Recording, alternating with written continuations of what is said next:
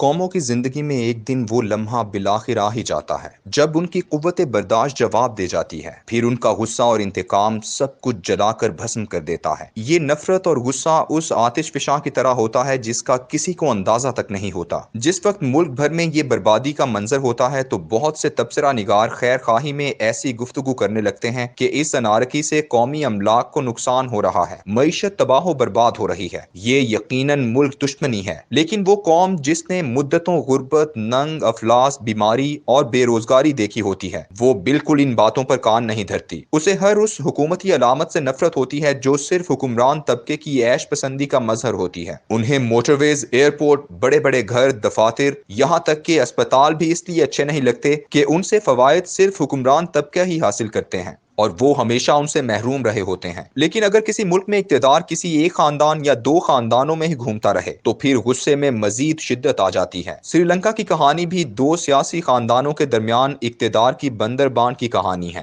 جو میرے ملک کی بدقسمت سیاست سے بالکل مختلف نہیں ہے۔ سری لنکا کی سیاست گزشتہ 100 سال سے دو خاندانوں میں تقسیم ہے، جن میں ایک بندرا نائکے خاندان اور دوسرا پکسا خاندان ہے۔ بندرا نائکے خاندان اس وقت اہمیت اختیار کر گیا جب انہوں نے پرتگیزی آقاؤں سے وفاداری کی اور ان آقاؤں نے انہیں سیاسی طور پر نوازنا شروع کر دیا۔ یہ بنیادی طور پر سنہالی تھے، مگر اتنے وفادار ہوئے کہ اپنے سنہالی نام بندرا نائکے کو بدل کر انہوں نے اپنے نام کے ساتھ پرتگیزی نام دیاس لکھنا شروع کر دیا۔ اس خاندان کا پہلا شخص جو وزیر اعظم بنا وہ سالمن ویس ریدگوے دیاس بندرا نائکے تھا، جو 12 اپریل 1956 سے 26 ستمبر 1959 تک وزیر اعظم رہا۔ اسی شخص کی بیوی مسز بندرا نائکے 21 جولائی 1960 کو اپنے خاوند کے قتل کے بعد پہلی دفعہ وزیر اعظم بنی اور 27 مارچ 1965 تک برسر اقتدار رہی۔ اس کے بعد 29 مئی 1970 سے 23 جولائی 1977 تک ایک اور تیسری، 14 نومبر 1994 سے 10 اگست 2000 تک بندرا نائکے خاندان کی ایک خاتون اقتدار پر براجمان رہی۔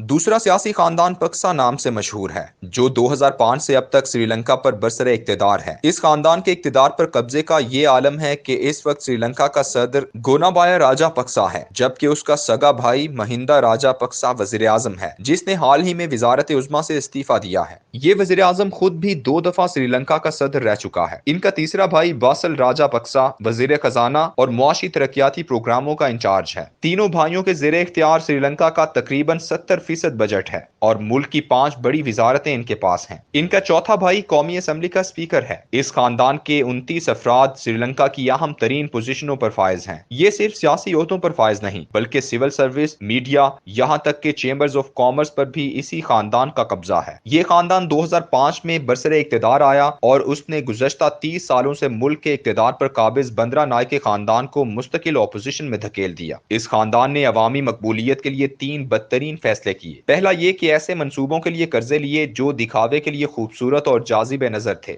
لیکن عوام کی غربت اور افلاس کو دور نہیں کرتے تھے، جیسے موٹر ویز، خوبصورت ایئرپورٹ، شاندار بندرگاہیں وغیرہ۔ یہ قرضے تعلیم دے سکے نہ صحت اور نہ ہی روزگار، مگر عام آدمی پر بوجھ بنتے گئے۔ دوسرا فیصلہ انہوں نے یہ کیا کہ ان قرضوں کی ادائیگی کے لیے سرمایہ داروں پر ٹیکس لگانے چاہیے تھے تاکہ جلد قومی معیشت کو قرضوں سے نجات مل جاتی، مگر انہوں نے اپنے منظور نظر سیاسی وفادار سرمایہ داروں کی وجہ سے ان پر کوئی ٹیکس نہیں لگائے بلکہ مزید قرضے لے کر پرانے قرضوں کی ادائیگی کی، جس سے وہ ملک پر اور قرضوں کا بوجھ بڑھاتے چلے گئے۔ تیسرا فیصلہ بھی سیاسی مقبولیت کے لیے کیا گیا کہ عام چیزوں، پیٹرول اور اجناس پر سبسڈی دیتے رہے تاکہ وہ عوام میں مقبول رہیں، جس کے نتیجے میں ایک دن ایسا آیا کہ خزانے میں سبسڈی دینے کے لیے 1 روپیہ بھی باقی نہ رہا۔ آج سری لنکا پر 51 ارب ڈالر قرضہ ہے، جس میں سے 80% قرضہ اسی پکسا خاندان کی حکومت کے دوران لیا گیا، جو سری لنکا پر گزشتہ 18 سال سے مسلط ہے۔ یوں پورے ملک کو قرضوں میں جکڑنے کے بعد یہ خاندان IMF سے بھیک مانگنے نکلا تو اس کے مطالبے بہت سخت تھے، یعنی کہ تم پہلے عوام پر ٹیکس لگاؤ اور سبسڈی ختم کر کے خود کو اس قابل بناؤ کہ قرضے اتار سکو۔ جوش میں آ کر پکسا خاندان نے IMF کو انکار تو کر دیا لیکن معاشی منصوبہ بندی نہ کر سکے، بلکہ الٹا اپنے خاندان کی لوٹی ہوئی دولت کو بیرون ملک محفوظ کرنے میں لگ گئے۔ 5 بڑی وزارتوں پر ہونے کی وجہ سے تمام کرپشن یہی خاندان کرتا رہا اور ایک اندازے کے مطابق اس خاندان کے پاس 10 ارب ڈالر سے زیادہ چوری کا پیسہ موجود ہے۔ یوں سری لنکا گزشتہ ماہ دیوالیہ ہو گیا۔ اور قرضے کی قسط بھی ادا نہ کر سکا۔ اس موروثی خاندانی سیاست کی لوٹ مار کی وجہ سے سری لنکا کی معاشی حالت اب یہاں تک آ گئی ہے کہ گزشتہ 4 ماہ سے پیٹرول پمپوں پر لائنیں لگی ہوئی ہیں۔ کرنسی کی قیمت 50% سے زیادہ نیچے گر چکی ہے۔ اسپتال میں دوائیاں بالکل ختم ہو گئی ہیں، اور اس پر سونے پہ سہاگا یہ کہ 2 عالمی حالات نے انہیں مزید برباد کیا، ایک کرونا اور دوسری یوکرین کی جنگ۔ سری لنکا کی معیشت 3 اہم ذرائع آمدن پر کھڑی تھی، ایک کپڑوں کی برآمدات، دوسری بیرون ملک سری لنکا کے مزدوروں کے پیسے، اور تیسری سیاحت۔ کپڑوں کی برآمدات اور سیاحت کو کورونا نے برباد کیا، اور ساتھ ہی یوکرین کے تنازع نے ان کو اس گندم سے بھی محروم کر دیا جو وہاں سے آنا تھی۔ اب ایک طرف بھوک، ننگ، افلاس اور بے روزگاری تھی، اور دوسری طرف ایک ہی خاندان جو گزشتہ 18 سالوں سے سری لنکا کو لوٹ رہا تھا۔ بے قابو ہجوم جس کی قوت برداشت ختم ہو چکی تھی۔ اس نے سب سے پہلے پکسا خاندان کی آبائی گھر کو آگ لگائی، پھر وزیر اعظم ہاؤس میں گھس گئے، یہاں تک کہ فوج نے آ کر اس کے خاندان کو وہاں سے نکالا۔ قتل و غارت شروع ہوئی۔ پہلے مرحلے میں 7 لوگ مارے گئے، جن میں 2 اراکین پارلیمنٹ بھی شامل تھے۔ 35 کے قریب گھروں کو آگ لگا دی گئی۔ لوگ کولمبو کے سب سے بڑے سرکاری اسپتال میں گھس گئے اور ڈھونڈتے رہے کہ کوئی زخمی سرکاری اہلکار یا سیاستدان تو یہاں علاج نہیں کروا رہا۔ پورے ملک میں کرفیو لگا دیا گیا ہے، اور اس وقت دارالحکومت مکمل طور پر فوج کے قبضے میں ہے۔ اس تمام صورتحال کو سنبھالنے کے لیے ابھی تک فوج سری لنکا میں غیر متنازع ہے، بلکہ گزشتہ کئی سالوں سے تامل دہشت گردی کے خاتمے کی وجہ سے ایک قومی ہیرو کی حیثیت رکھتی ہے۔ اس نے کبھی سری لنکا کی جمہوری سیاست میں مداخلت بھی نہیں کی۔